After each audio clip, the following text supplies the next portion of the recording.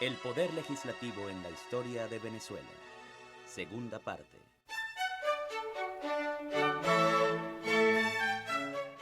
La última década del siglo XIX venezolano estuvo marcada por la descomposición y decadencia del Partido Liberal Amarillo, instrumento político del gobierno de la Federación.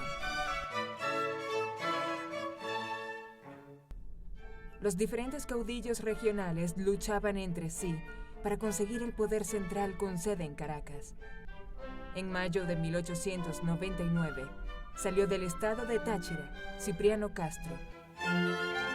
En 1892 ya despunta como uno de los diputados más críticos a lo que fueron los gobiernos anteriores del llamado liberalismo amarillo. En las elecciones de 1891 es electo diputado al Congreso Nacional. Desde allí protesta directamente contra Guzmán y contra la corrupción, y contra Inglaterra que usurpa el Esequibo.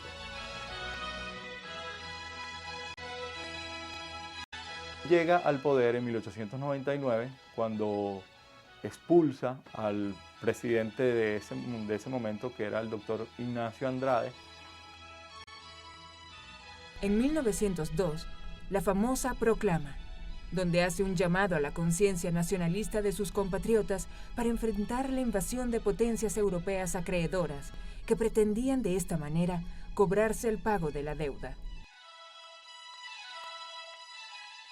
Era un líder político emergente de una clase política que iba en detrimento, que estaba en crisis, que estuvo el presidente Ignacio Andrade, que finalmente ni siquiera cumple con los requerimientos constitucionales de entregar el gobierno, sino que sale huyendo cuando Cipriano Castro llega a Caracas.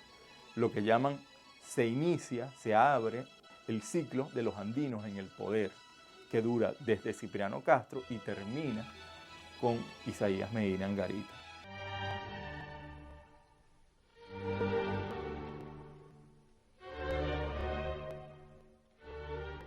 La historia de América, en sus 100 años de lucha contra el absolutismo personalista, tiene constatado el hecho de que ninguno de los gobiernos de fuerza se bastaron con el solo aparato militar para sostenerse indefinidamente, cuando ya el determinismo de la evolución había señalado su caída.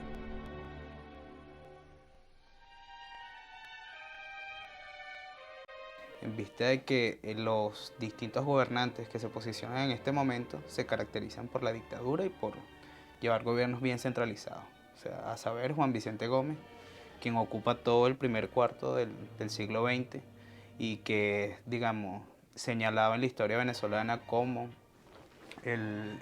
la persona que mantiene adormecida a la sociedad venezolana durante toda esta primera parte del siglo XX y que promueve pues, o ayuda a consolidar este sistema de terratenientes que consolidaba la economía agrícola.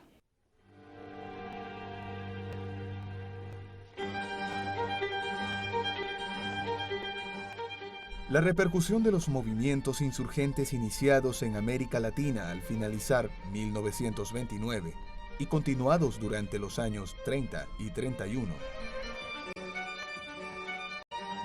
Se dedica durante todo este periodo a sancionar leyes que se van adecuando para esta transformación de una economía agrícola, propiamente exportación de cacao, de café y de algunos otros rubros, a la economía minera de extracción con las petroleras.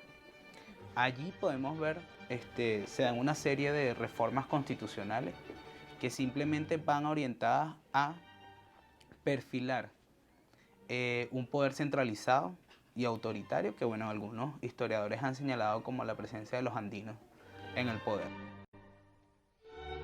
Las crisis económicas, la creciente saturación del descontento en las masas, la anarquía agudizada entre los servidores del despotismo, ante la decrepitud del jefe del régimen y la imposibilidad de acordarse entre ellos para designarle sucesor. Es desde el Ejecutivo donde se dice cuáles son las leyes, es desde el Ejecutivo donde se dice cuál es la estructura de las leyes y es el Ejecutivo quien definitivamente define quiénes son los representantes del poder. son factores concurrentes que nos autorizan a esperar un próximo y decisivo conflicto entre las masas populares de Venezuela y el gobierno de los Gómez.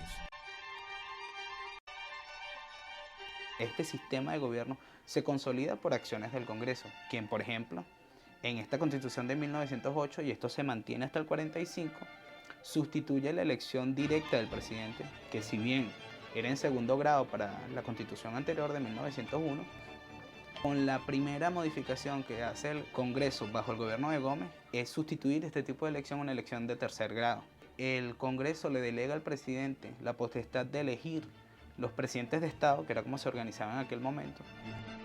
El desarrollo histórico de Venezuela durante el siglo XX estuvo marcado en lo que respecta al esquema político por dos fenómenos contradictorios: dictadura y democracia. De 1908 a 1936, prácticamente quienes conforman el Congreso son las mismas personas. La forma de elegir al presidente no se modifica en todo este periodo, simplemente se adecúa para perpetuar en el poder. La economía se entronizó como factor exógeno dominante, el rey petrolero, explotado por las grandes compañías extranjeras monopolizadoras de tan lucrativo negocio. Uno de los motores más dinámicos del sistema capitalista durante la pasada centuria. Pero especialmente del capital norteamericano y de los voceros del gobierno norteamericano, con quienes Gómez tiene una relación muy estrecha, pues, y que se expresa claramente en el cambio de relaciones que plantea Castro y la actitud que toma Gómez hacia el gobierno y las inversiones de los capitales norteamericanos. Esta situación de país exportador de crudo tuvo su correlato en la férrea dictadura personalista encabezada por Juan Vicente Gómez, caudillo andino que gobernó largos 27 años, de 1908 a 1935. Después de la muerte de Gómez y con la entrada de López Contreras al poder, hay una apertura en lo político y que se profundiza un poco más en el gobierno de Medina Angarita, quien permite el regreso de los exiliados, legaliza, por ejemplo, Acción Democrática en el 41 y después posteriormente al Partido Comunista en el 45. La forma de elección del presidente no cambia. Luego de 1936 a 1945, periodo gomecista que contó entre sus características más significativas la emergencia de un importante desarrollo político expresado a través del surgimiento de los partidos políticos. Finalmente, en el 45 se regula la actividad política mediante una prohibición en el artículo 32, un inciso sexto, que prohíbe expresamente la propaganda de las doctrinas comunistas. Se coarta la libertad de pensamiento al prohibir, por ejemplo, la propaganda de estos dos tipos de ideología, los cuales ostentaban tanto un carácter democrático burgués como marxista. La entrada de estos nuevos actores, los exiliados, la juventud que había sido perseguida por el gobierno de Gómez y que ha sido identificada de forma genérica como la generación del 28 de orientación izquierdista o un poco más progresista, entra nuevamente a la escena política y ahí empezamos a ver un cambio en este Congreso, ¿no? Período que tuvo una importante modernización institucional, junto a un creciente intervencionismo estatal basado en la renta petrolera y en la relativa autonomía que brindó la Segunda Guerra Mundial, donde la colaboración de Venezuela como proveedora del vital energético fue fundamental para la victoria aliada. Las necesidades de la sociedad, para decirlo así, quedan en segundo plano de cara a las necesidades económicas o de negociación. El mercado internacional de productos agrícolas a un hidrocarburo, pues, como el petróleo. La visión que trae esta inversión de las corporaciones o la visión cultural habla de un progreso en función de la participación política. Hay un esfuerzo de mantener una legalidad y un respeto a las instituciones, pero conservando los intereses de estos grupos de poder. Se reconoce el derecho al voto femenino en las circunscripciones municipales. Se empiezan a mostrar algunos sectores que habían sido invisibilizados por el anterior régimen. Estos derechos no se van a hacer efectivos sino después del 45. este periodo podríamos, digamos, mencionarlo como una preparación a lo que posteriormente será así ya una modernización del Estado. Mientras tanto, el Congreso cumple la función, como te decía, de resguardar una legitimidad de las instituciones y de las leyes de parte de quienes ejercían el Poder Ejecutivo. Pero toda la actividad legislativa, o lo que hoy nosotros percibimos como actividad legislativa, en realidad estaba direccionado desde el Ejecutivo. Y el Ejecutivo está fuertemente permeado y presionado por los intereses económicos del capital transnacional.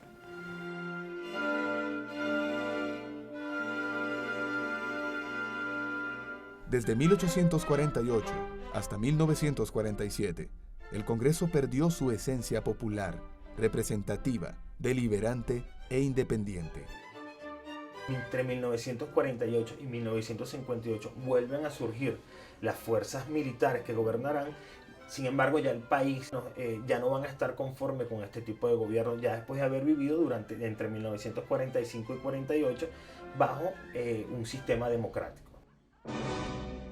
El papel del Poder Legislativo en este momento va a tener dos funciones. Va a tener la función de legislador y la función de constituyente, que se instala el 17 de diciembre de 1945 y se extenderá hasta 1947, donde estarán representados, como dije anteriormente, los tres partidos políticos modernos que trascenderán: Acción Democrática, COPEI y URD. Esta constitución consagrará la democracia representativa. Empiezan a hacer los primeros antejuicios de mérito por corrupción de lo que había sucedido en los gobiernos anteriores, los gobiernos militaristas, regula algunos funcionamientos del Estado. Sin embargo, todo eso en un principio se vendrá abajo con un nuevo golpe de Estado que va a ocurrir en noviembre de 1948, luego de las primeras elecciones democráticas, donde se elige por primera vez un presidente del Partido Acción Democrática, que fue el escritor Rómulo Gallegos. Rómulo Gallegos solamente podrá gobernar durante un espacio de 9 meses. El Parlamento tampoco va a tener en ese periodo una incidencia más allá por su corto funcionamiento. El consenso político necesario para garantizar la existencia moderadora del Congreso desapareció en medio de las guerras civiles, las luchas caudillescas, las continuas crisis políticas, los cambios recurrentes en la definición de los estados de la República y las dictaduras. Este gobierno primero será un triunvirato conformado por Delgado Chalbó, Llovera Páez y Marcos Pérez Jiménez. Llamarán a otras nuevas asambleas constituyentes. No va a ser democrática, sino que van a participar los que el régimen militar considere como posibles elegibles para ir a esa constituyente. Otra vez funcionará un poder legislativo sumiso. La política armada y sanguinaria, donde los adversarios del gobierno eran encarcelados, exiliados o asesinados, solo permitió la existencia de congresos serviles al hombre poderoso de turno.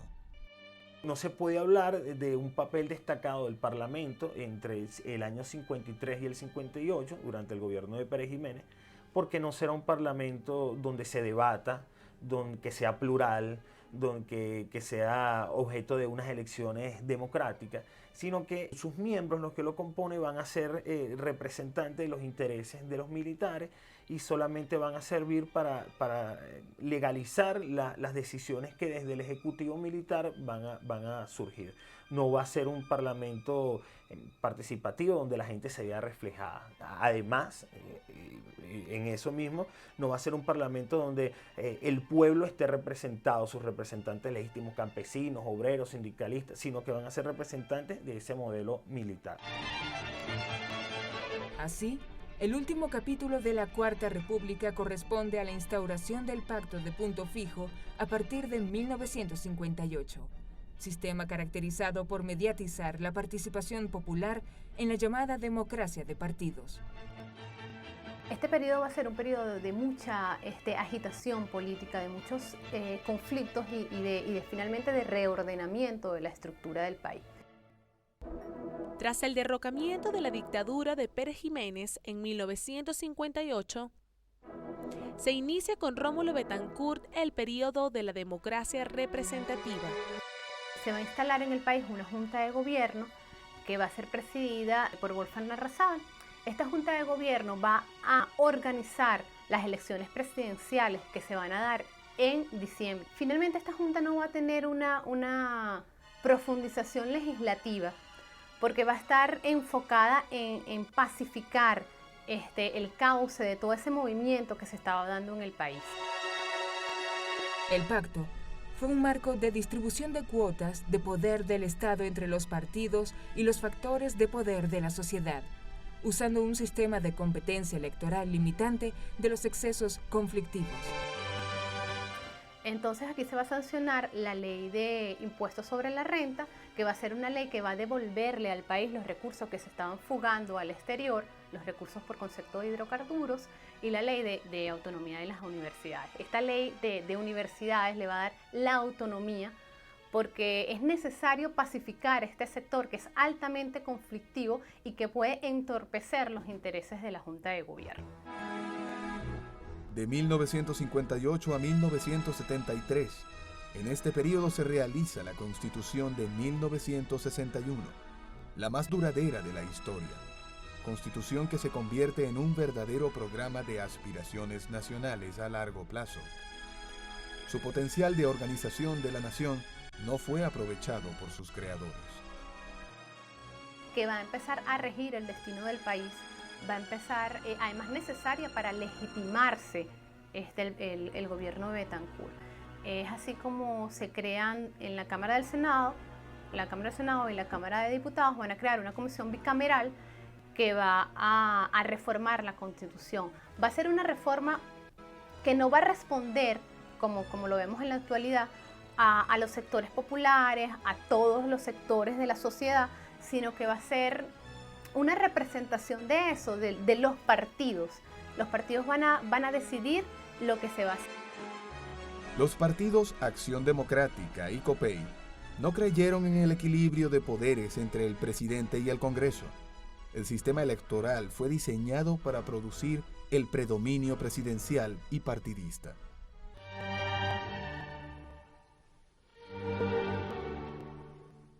La Cuarta República tuvo vigencia legal hasta el 30 de diciembre de 1999, cuando el pueblo venezolano refundó la República mediante la sanción de la Constitución de la República Bolivariana de Venezuela, con lo cual nuestro país dio el salto cualitativo a la democracia popular, participativa y protagónica, paso inicial hacia la transición al socialismo bolivariano.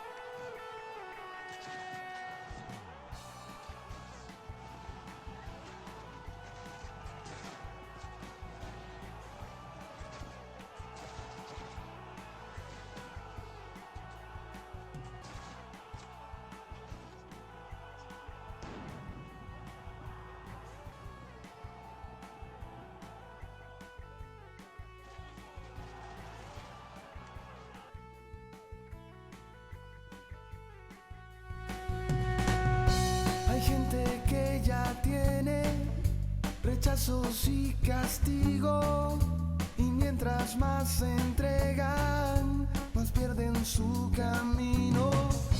1000 veces veces contra el suelo, esclavos y oprimidos.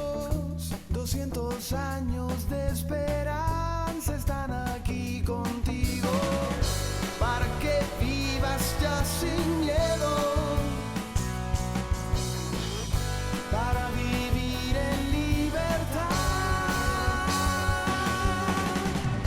Bicentenario, tú que das la fuerza para así luchar por un hermano latino.